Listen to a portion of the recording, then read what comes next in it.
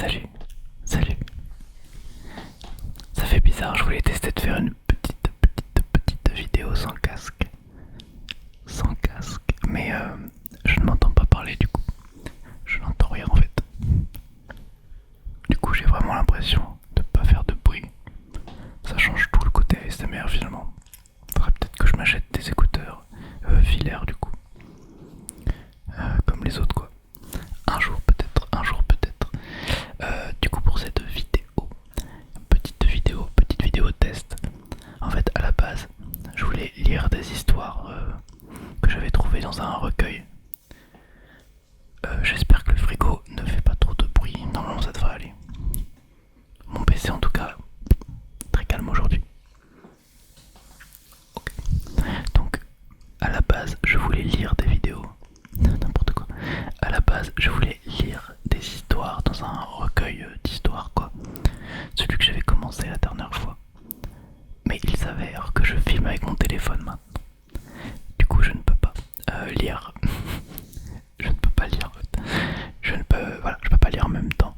Du coup j'ai décidé de faire autre chose. J'ai été prendre un petit livre sur la spiritualité.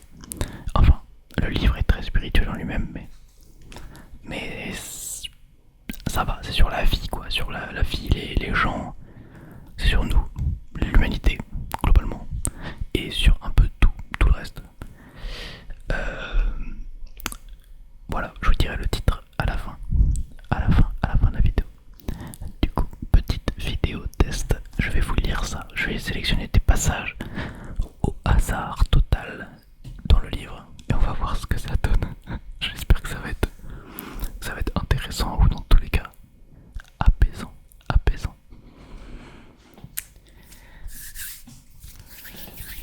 C'est parti. Ça fait vraiment bizarre de pas avoir mon casque. Attendez, je vais déplacer mon banzai.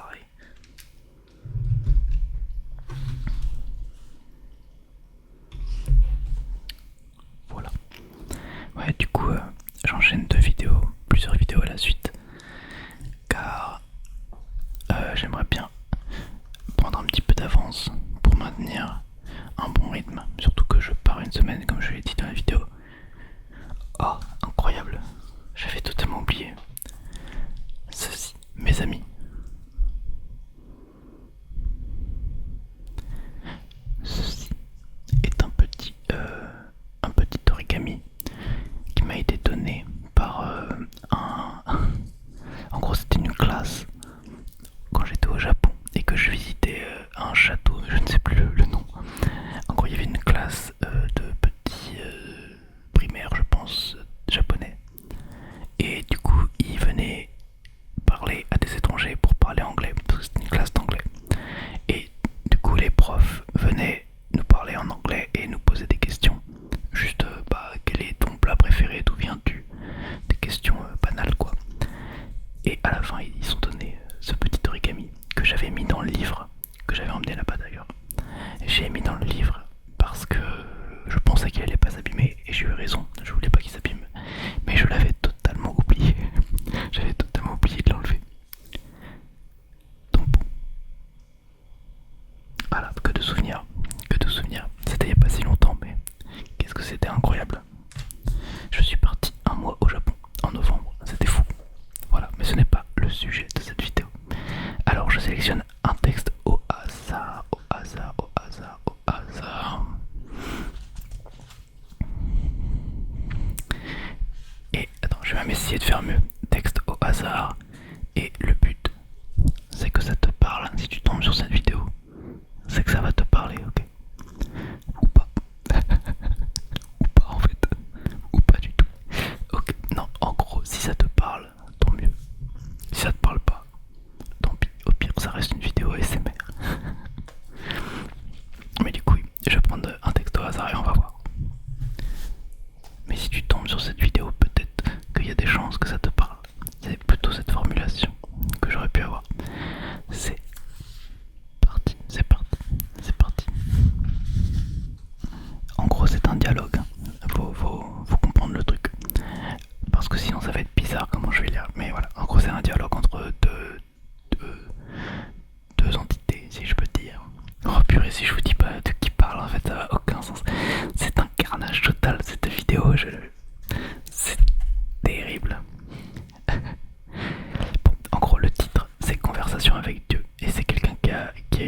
conversation avec Dieu, quoi. Il a écrit une lettre à Dieu.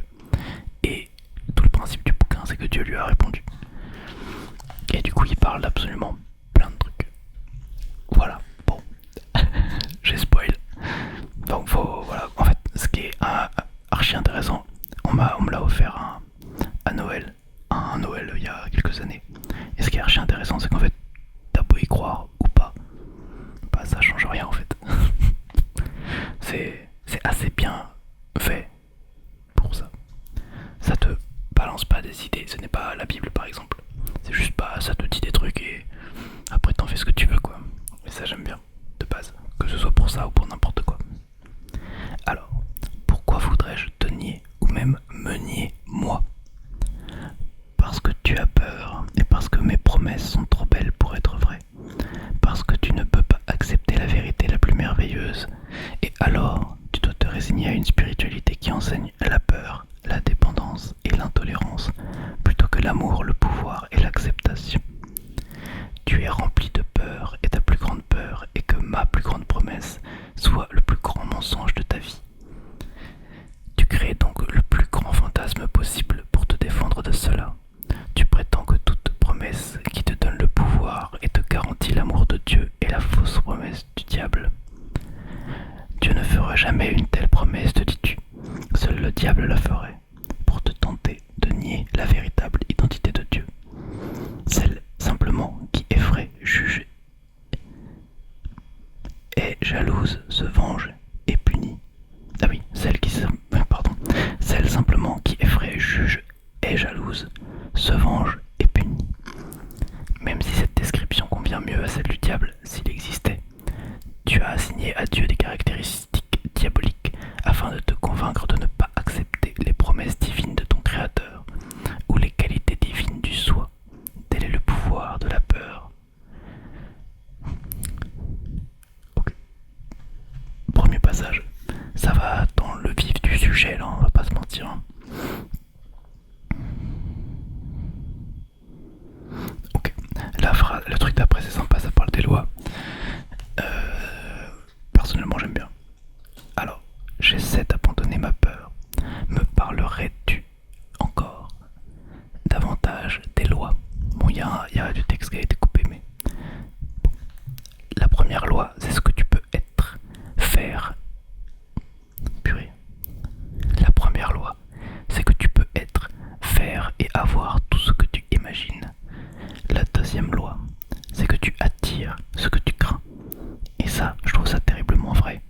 Il suffit d'observer ce qui se passe autour de nous. Plus tu as peur de quelque chose, plus tu as de chances de te le prendre dans la tronche. Et ça marche beaucoup trop bien personnellement. C'est très très efficace pour le coup. Pourquoi donc? Pourquoi donc? Pourquoi donc? C'est une bonne question, n'est-ce pas? L'émotion est la force qui attire. Ce que tu crains fortement, tu en feras l'expérience. Un animal que tu considères comme une forme de vie inférieure, bien que les animaux agissent avec plus d'intégrité et de cohérence que les humains, sait immédiatement si tu as peur de lui. Les plantes que tu considères comme une forme de vie encore plus inférieure réagissent bien mieux à ceux qui les aiment qu'à ceux qui ne se sentent souci guère. Rien de cela n'est une coïncidence. Il n'y a aucune coïncidence dans l'univers. Il n'y a qu'un grand dessein, un incroyable flocon de neige. Flocon de neige. Flocon de neige.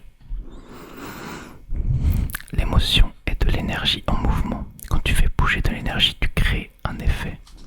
Si tu fais bouger suffisamment d'énergie, tu crées de la matière. La matière est de l'énergie agglomérée, brassée et tassée. Si tu manipules de l'énergie suffisamment longtemps, d'une certaine façon, tu obtiens de la matière. Tout maître comprend cette loi. C'est l'alchimie de l'univers. C'est le secret de toute vie. La pensée est de l'énergie pure. Chaque pensée que tu as jamais eue et que tu n'auras jamais, est créative. L'énergie de ta pensée ne meurt jamais. Jamais. Elle quitte ton être, s'éloigne dans l'univers et s'étend à jamais. Une pensée est éternelle. Toutes les pensées coagulent, toutes les pensées rencontrent d'autres pensées, se croisant en un incroyable labyrinthe d'énergie, formant un pattern en changement perpétuel d'une inexprimable beauté et d'une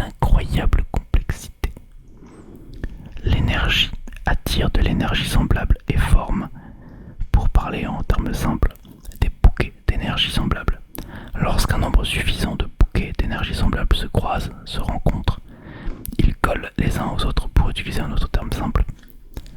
Par conséquent, il faut une incroyable quantité, les mots sont inversés, il faut une quantité incroyablement gigantesque d'énergie semblable qui colle ensemble pour former de la matière. Mais il se forme vraiment de la matière à partir d'une énergie pure. En fait, c'est la seule façon dont elle puisse se former. Une fois l'énergie devenue matière, elle le reste très longtemps, à moins que sa construction ne soit interrompue par une forme d'énergie contraire ou dissemblable. En agissant sur la matière, cette énergie dissemblable démembre véritablement la matière en libérant l'énergie brute dont elle est décomposée. Ok, on est parti dans un truc de science.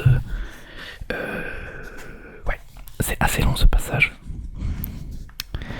En gros, pour conclure, voilà en termes élémentaires la théorie qui se trouve derrière votre bombe atomique. Et ça, c'est impressionnant. Einstein est venu prêt, plus que tout humain, avant ou après lui, de découvrir, d'expliquer et de rendre fonctionnel le secret créatif de l'univers. Ça, c'est une dinguerie parce que quand il pense, bon, la bombe atomique a été créée pour détruire, littéralement, pour faire une bombe, quoi, et faire un maximum de dégâts. Mais quand il pense, l'énergie générée par ça, bah c'est le principe des centrales nucléaires aussi derrière. L'énergie générée par ça est tellement immense. Juste t'as des tout petits atomes qui explosent, qui libèrent l'énergie et qui du coup bah tu peux obtenir cette énergie derrière et l'utiliser. C'est quand même une sacrée dinguerie. Tu devrais maintenant mieux comprendre comment les personnes d'esprit semblable peuvent travailler ensemble pour créer une réalité choisie. La phrase « chaque fois qu'au moins deux personnes se rassemblent en mon nom » prend un sens beaucoup plus fort. Au nom de Dieu, du coup. Parce que je dis moi, mais c'est qu'il se dit moi avec un M majuscule, quoi. Donc bien entendu, lorsque des sociétés entières pensent d'une certaine façon, il se produit très souvent des choses étonnantes, qui ne sont pas toutes nécessairement désirables. Par exemple, très souvent, en fait inévitablement, une société vivant dans la peur donne forme à ce qu'elle craint le plus. Et en vrai, on voit ça très souvent. C'est ce qui s'est passé avec les nazis. Ouais, le point Goldwyn, il est arrivé très vite, hein. Très vite. Mais en vrai, c'est ça. Une société, ils vivaient dans la peur, ils étaient en PLS. Je suis pas historien et je connais pas très bien le pourquoi du comment ils sont montés au pouvoir, mais pour moi, c'était de la peur. Hein. C'est clairement basé sur la peur.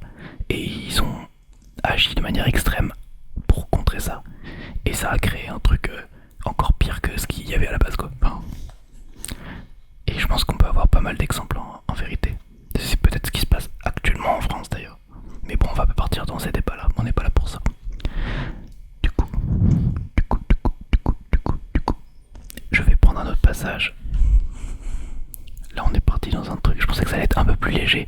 J'avais oublié à quel point ce livre peut être à la fois passionnant et à la fois très direct. Hein. Ça rentre dans le vif du sujet, quoi. Ok. J'ai trouvé une page, mais j'arrive en plein milieu d'un énorme truc là. Alors, on va repartir un peu dans l'amour et la peur, ça c'est intéressant aussi. On reste dans le même sujet, c'est cool. En gros, la dernière phrase c'est « car c'est dans la nature des gens d'aimer, puis de détruire, puis d'aimer à nouveau, ce qu'ils chérissent le plus ». Et du coup la question c'est pourquoi on aime, pourquoi on détruit, pourquoi il y a ce cycle d'amour et de peur et de création, de destruction, des trucs comme ça. En gros, toutes les actions humaines sont motivées à leur niveau le plus profond par l'une de ces deux émotions, la peur ou l'amour. En vérité, il n'y a que deux émotions, que deux mots dans le langage de l'âme. Ce sont les opposés extrêmes de la grande polarité que j'ai créée en produisant l'univers, ton monde, tel que tu le connais aujourd'hui. Ce sont les deux points, l'alpha et l'oméga, qui permettent l'existence du système que tu appelles relativité. Sans ces deux points, sans ces deux idées à propos des choses, aucune idée ne pourrait exister. Chaque pensée humaine et chaque action humaine est fondée soit sur l'amour, soit sur la peur. En réalité, il n'y a pas d'autre motivation, et toutes les autres idées sont dérivées versions différentes, des tournures différentes du même thème. Ça c'est intéressant aussi, parce qu'il y a des choses que tu te dis bah non c'est ni l'un ni l'autre. Mais en fait, ce qui veut dire c'est que si tu... Enfin dans l'émotion la plus profonde, tu vois, parce qu'il y a la colère, il y a tout ça derrière.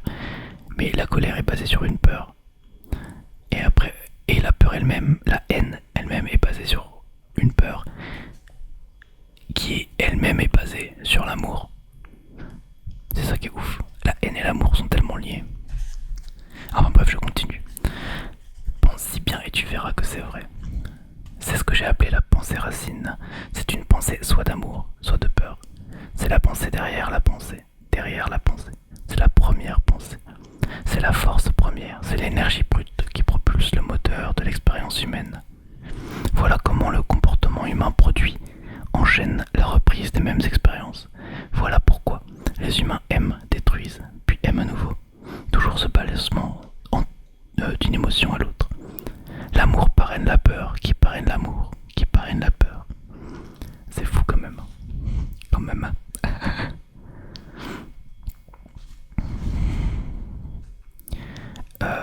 Voilà.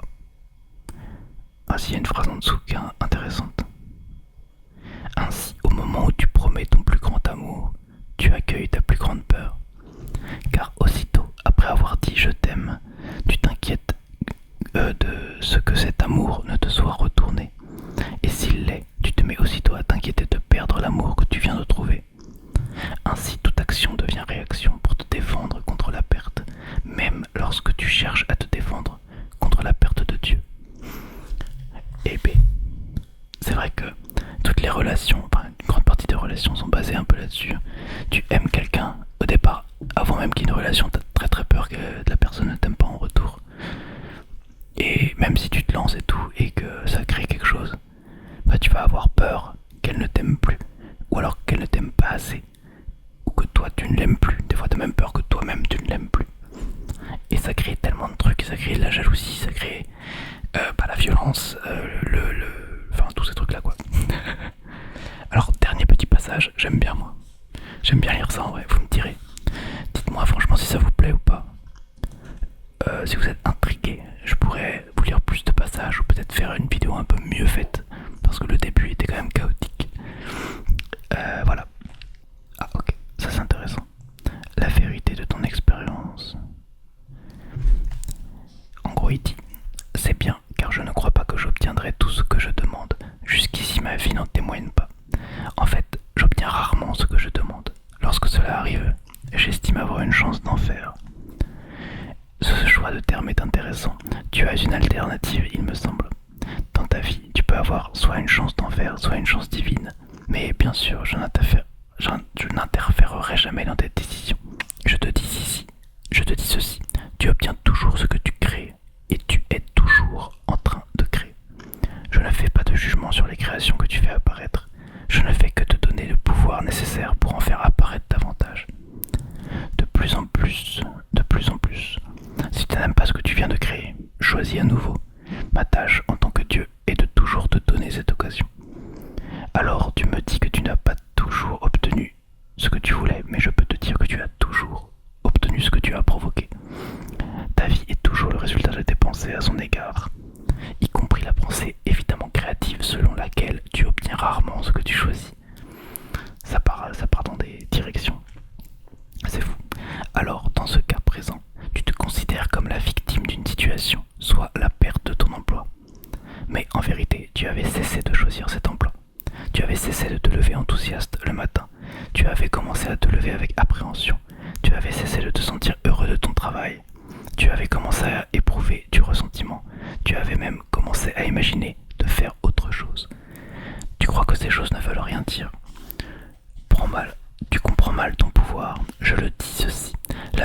Ta vie découle de tes attentions à son égard.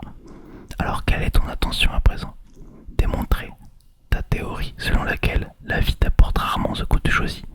Ou as-tu montré qui tu es vraiment et qui je suis?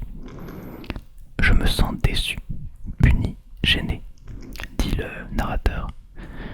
Est-ce que cela te sert? Pourquoi ne pas tout simplement reconnaître la vérité quand tu l'entends et l'accueillir? Il n'est pas nécessaire de fulminer contre toi-même. remarque tout simplement ce que tu as choisi et choisis à nouveau. Voilà, je pense que c'est pas mal pour aujourd'hui. En plus, mes ventilos se sont rallumés. Dites-moi si vous voulez que je lise plus de passages de ce livre ou d'autres livres, évidemment, je peux le faire. J'aime bien aussi la lecture, ça change un petit peu. Désolé pour l'introduction qui était un peu confuse c'est un bon mot. Et je vous souhaite une bonne nuit sur ces douces paroles qui peuvent prêter à débat. Je pense que ça peut prêter à débat et ça peut faire réfléchir en tout cas. Je vous souhaite une bonne soirée, une bonne